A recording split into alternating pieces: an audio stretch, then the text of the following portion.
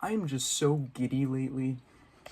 I've been so absolutely ecstatic. Now, the reason for that is one of my favorite YouTubers who goes by the name of Moist Critical.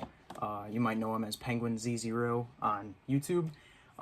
Many people also know him as Charles White. Has recently been getting into Magic the Gathering, of which I am a huge fan of that game. Now, I don't quite have the income to spend the amount that Charles is on Magic the Gathering, but that doesn't stop me from putting a few buckaroonies into the game. Now, I've been playing Magic for probably about 7 months at this point. My roommate in college, Alex, bless his soul, amazing guy. He actually got me into it. Prior to which, I played a little bit. I played this standard format, which is a 60 card format. It's one of the more competitive gameplays. But my friend Alex, he played Commander, which Commander is probably one of the more popular ones, I would say, out of the different formats that there are in Magic. But it's a casual format, and he got me into it. We played one game. I remember he gave me a sacrifice deck. It was Orzhov, so the two colors with black and white, and it was like a self-sacrifice deck. So I make creatures that I then sacrifice so I can do more stuff. Because it was a death trigger. I think the commander is Teysa Karlov, and I just couldn't get the hang of it. I didn't know what the hell was going on. I didn't know what I was doing, and it was just atrocious. And so I just didn't play. And then a couple months later, I watched a couple videos on the game, and I was like, you know what? I kind of want to play this some more. And so I went home and I built a really shitty Danitha New Benelia's light deck. It was awful. It had no synergy whatsoever. But the commander was so cracked out. Danitha is a great commander. I love her. She's in my Dritz Do'Urden deck now. But I went back to Western and I played Magic with Alex, and I actually he taught me some stuff, and we just played literally for multiple hours a day. It was really bad when I first got into it. It was literally we would play for probably minimum 5 hours if we had the time for it, and weekends we would just grind out as much as we possibly could, and I had a blast. It was really fun learning it. He has a mono green Titania deck, and that was my go-to. If I would ever play one of his decks, I would play that almost exclusively. I still love it, and I would love to make a deck like it. But no, Magic is... I'm so happy that Charles is getting into it and making videos on it, because it's such a great game. And I know a lot of people love the game, but I also know that a lot of people have absolutely no idea what it is or how to get into it. And I think that a lot of the people's mindset about the game is that it's a lot and it's too much to get into, and they're not wrong. It is a lot of information to intake, especially because it's a game that's been around for 30 years at this point. Its alpha release was in 93, so it has 30 years worth of cards in one single game, and the game itself is about the cards changing the rules of the game.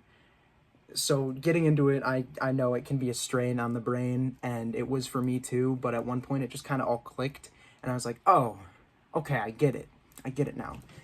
But I've been playing for 7 months, like I said, and I have since made 8 decks. That's a lie. I've made more, but currently I have 8 decks. Some of the decks I made, like my first one, Danitha, I took her apart because she's god-awful. Terrible deck.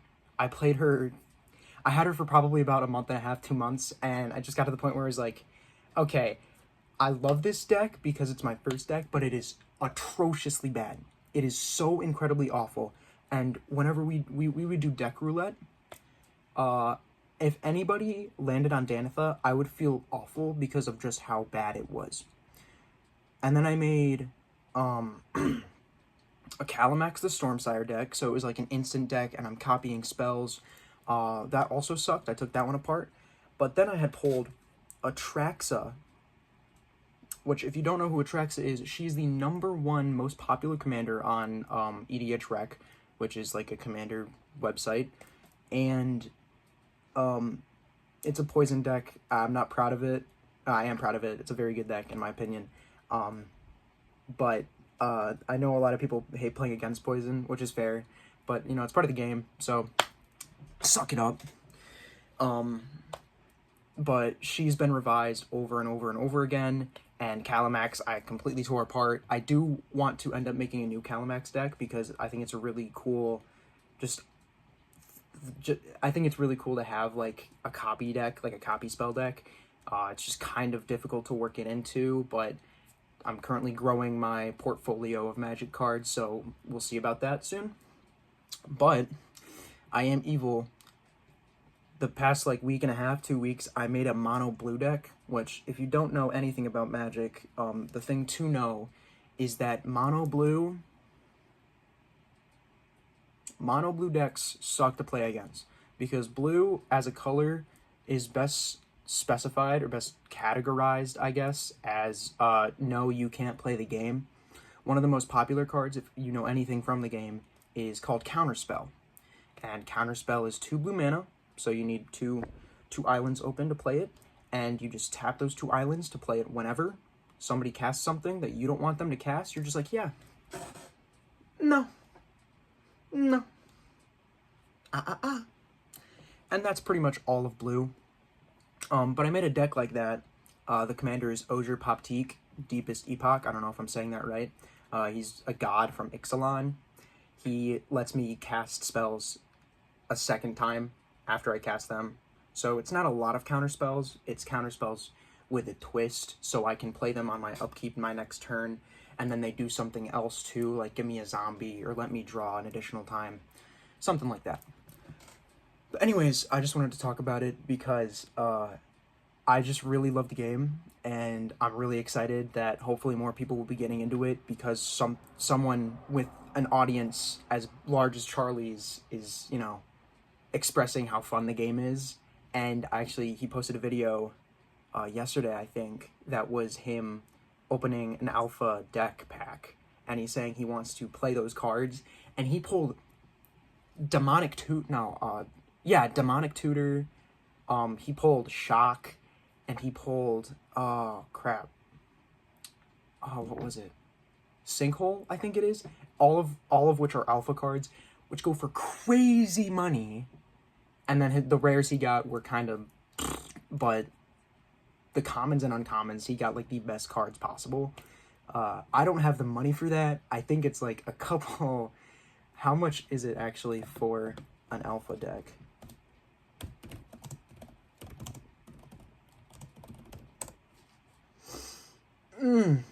Yeah, I don't have 100 grand to throw around, but if I did, that might be the buy. I'm not gonna lie. Anyways, some of the other decks I have, the first good deck I made is this guy, Rafine's Scheming Seer. You probably can't see for shit. Demon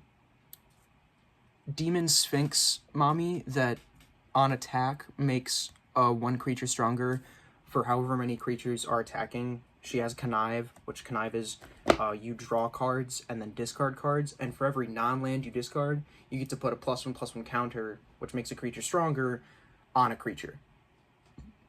Oh, excuse me. I love this deck. I revise it every so often just to make sure it's doing okay, but that's super fun to play. Like I said, I have my mono blue deck, which I always feel bad playing. I say always, but I've only had it for like a week, so I haven't gotten that much play out of it. But I know how atrocious it would be to play against, so I feel absolutely awful, but I still love it. The other monocolored decks I have are Kalitas, Trader of Get. This guy's really fun. He exiles your creatures when they die. So I can't have death triggers in this deck because it doesn't count as death. It counts as exiling them, which kind of blows. So I can't have like Ogre Slumlord in there to make rats off of death. That's fine, whatever. But it's a lot of stuff that's just killing your creatures. So I make zombies, and then I make my guy bigger, and he has a lifelink, so I get more life out of it. And it's a win-win for me and me only. And my last monocolor deck, which is the first one I made, this is actually when I bought off of a friend of mine, because they didn't want to work on it. They've had it for, I think it's their first deck they made, and one day I was just like, hey, how much do you want for it? Because I know you've said you don't want to touch it and you really don't want to put the money into it. And they were like, oh, $10. And so thanks to Akira, my good friend, I have a Krenko Mob Boss deck, and he just makes 1 trillion goblins. He doubles your goblins every turn, and it's really fun when I have a card in here that copies his ability, so I get to double my goblins in 1 turn, twice. Super fun. I know my brothers hate playing against it, and so does everybody else, but it's a-okay. It's a blast. Like I said, I have my Atraxa Poison deck, and then I also have, I mentioned earlier, Drizzt Do'Urden, which, if you don't know Drizzt Do'Urden, R.A. Salvatore, who is a author, wrote books about D&D in the Forgotten Realms, and Drizzt is the main character. He's a dark elf from the Underdark that came up to the surface, and he lives in Icewind Dale for a little bit, and it's just like his adventures in the Forgotten Realms. Oh my god, I hate reading. I can't get into books. Banger book series. I still need to read Streams of Silver, but I'll get there. It's a great deck. I don't know how he's only 50 cents. He's a crazy commander with double strike. Pooh. Everybody hates playing against this, but I don't care. I love playing him. He's such a blast to play. Like I said, I have Atraxa. It's a pretty basic poison deck, I'm not gonna lie. But then another deck that I have, which is also very fun, the last deck I have, that's a lie, the second to last deck, is Niv Mizzet Guildpact. This guy came out in Murders of Karlov Manor. Yep. And he is, there's a lot of lore behind Niv Mizzet, but he's super fun. He does a lot with dual color permanents, and so I have a bunch of dual colored stuff in here. Like, I think I have roughly the same number of like every dual color there is, which is just 10. There's just 10, like double of every color. Because 5 times 2 is 10.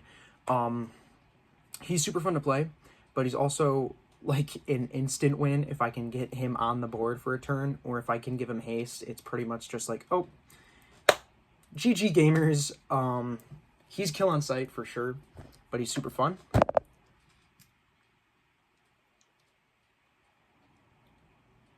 Sorry, hair in my mouth. And a deck I just made last night and today, because I bought a Thunder Junction collector booster. I got a foil of Rakdos the Muscle, and this is a revised version of a Rakdos deck I made a while back, which Rakdos, the colors are red, black, and red is like, do stuff quick, and black is like, just screw you, I'm gonna kill everything you have. And so red, black, it's a sacrifice deck, it's a treasure token creation deck, so I basically give myself a bunch of mana, and then do a bunch of stuff, and then kill all of my stuff to just kill you. I haven't played this yet. Probably have to revise it a bunch, but that's okay. We'll get there. I still need to also log all of my cards in Archidekt, so I can trade easier with my friends. They have all of their cards logged, or at least they're in the process of doing that as well. It makes it really easy, so you know what everybody has. So if you want to trade for something, you can just look at what they have, and then you're like, oh, I want that. You want to trade for whatever I have? Makes it easy. I have yet to do it. I'll get there eventually.